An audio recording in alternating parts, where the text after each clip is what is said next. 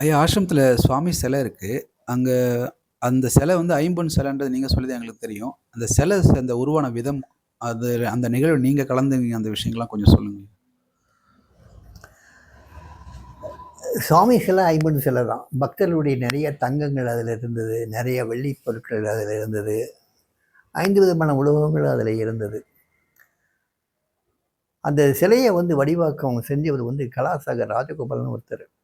அவர் வந்து காஞ்சி மகாபரிவருடைய சிலையை செஞ்சிருக்கார், ரமண மகரிஷி சிலையை செஞ்சிருக்கார், இன்னும் தீயசபைகள் சொசைட்டியில் வந்து சில கிருஷ்ணமூர்த்தி சிலை செஞ்சிருக்கார், நிறையா ருக்மிணி தேவி சிலை செஞ்சிருக்கார், பெரிய பெரிய ஆன்மீக தலைவர்கள், பெரிய பெரிய தேசபக்தர்கள் சிலைகள்லாம் நிறைய செஞ்சிருக்கார்.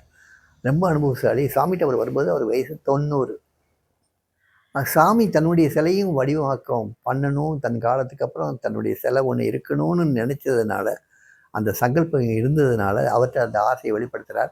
நல்லா பண்ணுற சாமின்னு சொல்லி சாமியை ஒரு 3 மாத காலத்துக்கு அவர் வந்து ஒரே இடத்துல நிற்க வச்சு அவருடைய ஸ்கெட்சை வந்து அவர் கலாசாகர் ராஜகோபால் வரைஞ்சிக்கிட்டு அதுக்கப்புறம் அதை மோல்டு எடுப்பார். மோல்டு எடுத்து அதை வந்து அந்த பட்டறை வந்து எந்த பட்டறையில் பண்ணலான்னு சொல்லி நினைக்கும்போது, திண்டுக்கல்ல அந்த பட்டறை இருக்குது அப்படின்னு சொல்லி அங்கே திண்ணப்ப செட்டியார்னு ஒருத்தர் இருக்கார்.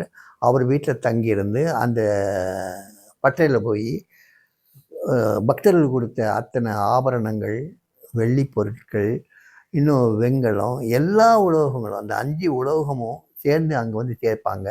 சேர்த்து அங்கே வந்து மோல்டு பண்ணுவாங்க. மோல்டு பண்ணி அதை உருவமாக ஆக்கிடுவாங்க. 3 கட்டமாக அதை செய்வாங்க. தலைப்பகுதி, உடல் பகுதி, கால் பகுதி, 3 பகுதியாக செஞ்சு கடைசியில் அதை பூரா மறுபடியும் சரி பண்ணி வெல்டு வச்சு சேர்த்து அதுக்கப்புறம் மறுபடியும் ஏதோ ஒரு கோட்டிங் மாதிரி ஒன்று கொடுத்து ரெடி பண்ணி கடைசியில் சாமிகிட்ட உத்தரவு கேட்டு அதை எடுத்துகிட்டு வர்றதுக்கு நேரே எடுத்துகிட்டு வரணும். வழியில் எங்கேயும் நிப்பாட்டக்கூடாதுன்னு சொல்லும்போது அவங்க சில இடங்களில் நிப்பாட்டி வந்துடுவாங்க. அதை நிப்பாட்டி வந்தது சாமி கொஞ்சம் வருத்தம். அதில் கொஞ்சம் நிறையவே வருத்தம். வந்த உடனே நேராக வந்து தர்சன மந்தியில் வந்து இறக்கி வச்சிருக்குன்னு சொல்லுவார். தர்சன மந்தியில் போய் இறக்கி வச்சுருவாங்க. சாமி அந்த சிலையை பார்க்கவே இல்லை முதல்ல. அடுத்த 6 மாதங்கள் வரைக்கும் சாமி அந்த சிலையை பார்க்கவே இல்லை. திடீர்னு ஒரு நாள் சாமி வந்து போய் அந்த சிலையை பார்க்கலாம், அந்த சிலைன்னு சொல்லலை, அந்த பிள்ளையை பார்த்துட்டு வரலான்னு சொல்லித்தான் போனார். நேராக போகிறாங்க, அந்த சிலையை பார்க்குறாங்க. சிலையை பார்த்தோன்னே சாமி அந்த சிலையை உச்சித்தலையிலேருந்து உள்ளங்கால் வரைக்கும் தொட்டு பார்க்குறார். அங்கேயே நமஸ்காரம் பண்ணுறார். இந்த சிலையை இன்றைக்கே நிர்மாணம் பண்ணணும் அப்படிங்கிறார்.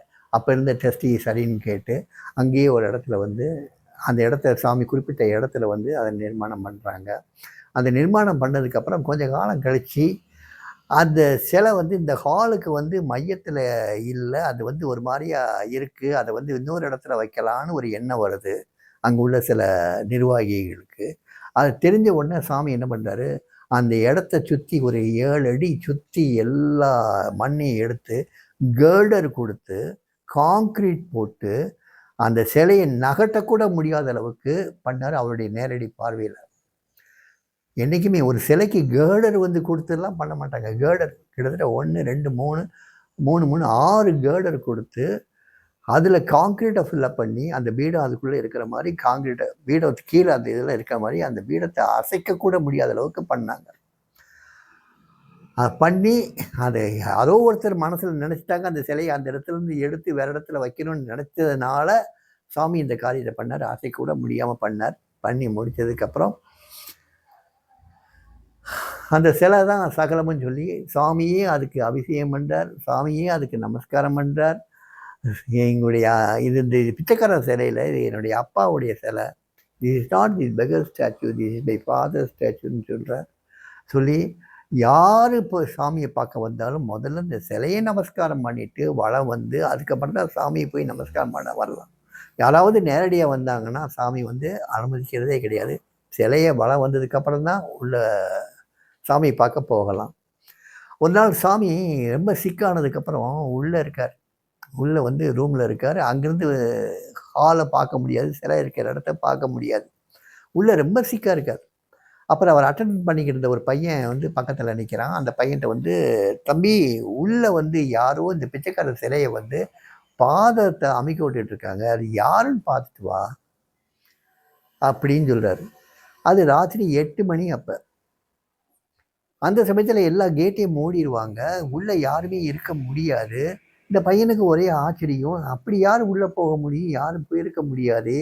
அப்படின்னு சொல்லிட்டு உள்ளே வர்றான். அது வந்து ஒரு ரூம்லேருந்து கடந்து இன்னொரு ரூமுக்கு வந்து, அங்கிருந்து ஒரு வாசல் வழியா வெளிய வந்தா, உள்ள ஹால் தெரியாத அளவுக்கு பெரிய சுவர் ஒண்ணு கட்டியிருக்கும். அது குறுக்கு வாசல் வழியா வெளிய வந்து பார்த்து, ஸ்டாச்சு பக்கத்தில போய் நின்னு பார்த்தா, அங்க ஒரு பழைய டிவோட்டி ஒரு லேடி. சாமி நேரடியா பார்க்க முடியாததுனால, சாமியுடைய பாதத்த மசாஜ் பண்ணிட்டு உட்காந்துட்டுருக்கா. கண்ணீர் மல்க உட்காந்துட்டு இருக்காப்புல அந்த டிவோட்டி.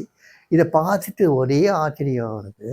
எப்படி சாமிக்கு அங்கிருந்து தெரியும்? சாமி சிக்காவுல இருக்காங்க. எப்படி சாமிக்கு வந்து தெரியும்? அப்படின்னு நினச்சிட்டு நேரா ஓடி போய் சொல்றான். சாமி அந்த டிவோட்டி தான் அங்க உட்காந்துருக்காங்க. அவங்க தான் மசாஜ் பண்ணிட்டு இருக்காங்க உங்க கால. அப்படின்னோனே, ஓஹோ! அப்படின்னு சொல்றாரு. இதுலேருந்து நல்லா தெரியுது. சாமி தான் அந்த சிலை தான் சாமி. சாமியுடைய பரிபூர்ண அருள்னால தான் அந்த சிலை இருக்கு. இன்னைக்கு சாமியினுடைய வெரி பிரசன்ஸ அந்த சிலைட்ட நீங்க பார்க்கலாம்.